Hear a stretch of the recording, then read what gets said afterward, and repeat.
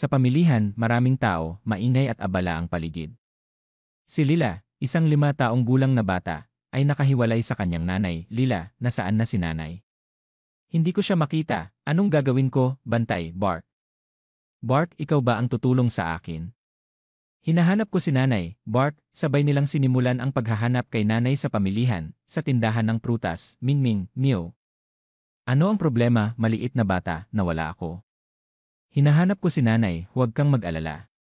Alam ko kung saan naroon ang mga bantay sa pamilihan.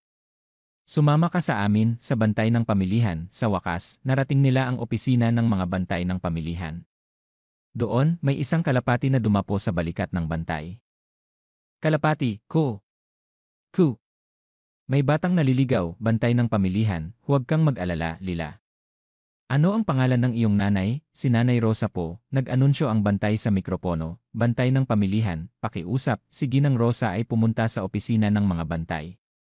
Narito ang kanyang anak na si Lila, dumating si Nanay Rosa, takbong yakap si Lila, Lila. Salamat sa Diyos, ligtas ka, nanay.